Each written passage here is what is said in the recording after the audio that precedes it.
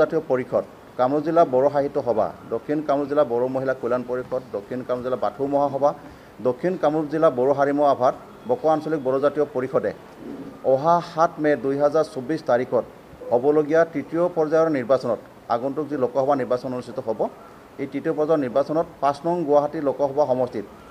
BJP নেতৃত্বাধীন মিত্ৰশক্তিৰ যি উমৈহতীয়া প্ৰাৰ্থী শ্ৰীমতী বিজুলী কলিতা মেধিক সমৰ্থন কৰিবলৈ সিদ্ধান্ত গ্ৰহণ কৰিছে। অসমৰ মাননীয় মুখ্যমন্ত্ৰী ডক্টৰ হিমন্ত বিশ্ব শৰ্মা দেৱৰ প্ৰতি সমগ্ৰ বড়ো ৰাইজৰ গভীৰ আস্থা তথা দক্ষিণ কামৰূপৰ বকুত যোৱা জানুৱাৰী মাহত অনুষ্ঠিত হোৱা বড়ো সাহিত্য সভাৰ কেন্দ্ৰীয় অধিৱেশনলৈ আহি শোকিত কৰা মুক্ত দান, লগতে বিটিআৰ প্ৰধান শ্ৰীযুত প্ৰমোদ বৰদেৱৰ আহ্বান, আনহাতে বড়ো কছাৰী কল্যাণ স্বায়ত্তশাসিত পৰিষদৰ বড়ো কছাৰী ৱেলফেয়াৰ অট'নমাছ কাউন্সিলৰ প্ৰধান শ্ৰীযুত মিহিনেশ্বৰ বসুমতী দেৱৰ আহ্বান, ৰাভা হাছং অট'নমাছ কাউন্সিলৰ প্ৰধান শ্ৰীযুত টংকেশ্বৰ ৰাভা দেৱৰ আহ্বানৰ প্ৰতি তথা বড়ো ছাত্ৰ সন্থাই জনোৱা আহ্বানৰ প্ৰতি গভীৰ সঁহাৰি জনাই আমাৰ দক্ষিণ কামৰূপৰ বড়ো জাতীয় সংগঠনসমূহে মিত্ৰশক্তি উমৈহতীয়া প্ৰাৰ্থী শ্ৰীমতী বিজুলী কলিতা মেধিক ভোট প্ৰদান কৰিবলৈ বড়ো ৰাইজক আহ্বান জনাইছে। বিজেপি দলৰ নেতৃত্বত কেন্দ্ৰত এখন সুস্থিৰ চৰকাৰ হোৱাটো আমিও বড়ো ৰাইজে দক্ষিণ কামৰূপৰ বিচাৰোঁ। গুৱাহাটী লোকসভা সমষ্টিত আমি উল্লেখ কৰিব পাৰোঁ যে প্ৰায় 1.5 লক্ষাধিক আমাৰ বড়ো ভোট আছে। গতিকে আমি সদায় চিন্তা কৰোঁ যে আমাৰ এই 1.5 লক্ষাধিক বড়ো ভোটেই নিশ্চয়কৈ নিৰ্ণায়কৰ ভূমিকা ল'ব পাৰে। তেনেকৈ ক্ষেত্ৰত আমি দক্ষিণ কামৰূপৰ লগতে গুৱাহাটী লোকসভা সমষ্টিৰ অন্তৰ্গত সমূহ বড়ো ভোটাৰ ৰাইজক শ্ৰীমতী বিজুলী কলিতা মেধিক মুক্ত মনে ব্যাপক ৰূপত ভোট প্ৰদান কৰিবলৈ আজিৰ সংবাদমেলৰ জৰিয়তে আমি আহ্বান জনাই। এইখিনি আছিল আমাৰ প্ৰেছ বিবৃতি। আমি এই কথাখিনি আৰু কেইটামান ইয়াৰ লগতে কথা ক'ব বিচাৰিছোঁ। আমি বড়ো জাতি হিচাপে আমাৰ দক্ষিণ কামৰূপৰ বড়ো জাতিৰো এটা দায়বদ্ধতা আছে, কাৰণ সমগ্ৰ বড়ো ৰাইজে এটা সময়ত আন্দোলন আৰম্ভ কৰিছিল 1985 পৰাই, বৰ্তমান 1986 পৰা আন্দোলন ব্যাপকভাৱে আন্দোলন 87 পৰা আন্দোলন আৰম্ভ হৈছিল। আৰু তেতিয়া আমাৰ বড়োভাই আপোনাৰ ব্ৰহ্মৰ নেতৃত্বত এটা আন্দোলন হৈছিল, আৰু সেই আন্দোলনৰ কথা আমাৰ অসমৰ সকলোখিনি ৰাইজে অৱগত। তেনেকুৱা এটা মানে জটিল পৰিৱেশৰ পৰা আজি বড়ো জাতিটোক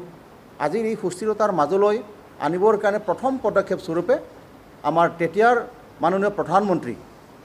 ভাৰতৰত্ন অটল বিহাৰী বাজপেয়ী দেৱে ইনিচিয়েটিভ লৈছিলে, ব্যৱস্থা লৈছিলে। আৰু তেখেতৰ সময়তে প্ৰথম আমি আমাৰ বড়োসকলৰ যি আন্দোলন আছিল, ছাত্ৰ আন্দোলন আছিল, সামাজিক আন্দোলন আছিল, অস্ত্ৰধাৰী আন্দোলন আছিল, সেই অস্ত্ৰধাৰী এটা গ্ৰুপৰ লগত তেতিয়াৰ BLTৰ লগত এটা চুক্তি স্বাক্ষৰ কৰি পেলাই প্ৰথম শান্তি প্ৰতিষ্ঠা কৰিছিল। বড়োসকলৰ মাজত প্ৰথম শান্তি অনাৰ ব্যৱস্থাখিনি হৈছিল, আৰু সেইখিনি আছিল তেতিয়াৰ বিজেপি নেতৃত্বৰ এখন চৰকাৰৰ জৰিয়তে, যি আমাৰ NDA চৰকাৰ আছিল তেতিয়া। মানে আমাৰ ভাৰতৰত্ন অটল বিহাৰী বাজপেয়ী দেৱ প্ৰধানমন্ত্ৰী আছিলে, আমাৰ LK আদৱানী হোম মিনিষ্টাৰ আছিলে, আৰু তেখেতসকলৰ সেই চৰকাৰৰ সময়তে তেতিয়া আমাৰ BLTৰ নেতৃত্বত বুজাবুজি হৈ পেলাই এখন শান্তি চুক্তি হৈছিল, যাক আমি BTC বুলি জানিছিলোঁ। পৰৱৰ্তী সময়ত সেই BTCখনে আমাৰ বড়ো ৰাইজৰ বহুখিনি আশা আকাংক্ষা নিশ্চয়কৈ পূৰণ কৰিছে, আমি অস্বীকাৰ নকৰোঁ। কিন্তু কেইটামান আকৌ অমীমাংসিত সমস্যা থাকি গৈছিল, আৰু সেই অমীমাংসিত সমস্যাখিনি থকাৰ কাৰণে তেতিয়াও আমাৰ সশস্ত্ৰ কিছুমান আন্দোলন চলিছিল, যেনে আমাৰ NDFBৰ চাৰিওটা গোটেই বিভিন্ন প্ৰকাৰে আন্দোলন কৰিছিল। আৰু পৰৱৰ্তী সময়ত যেতিয়া আমাৰ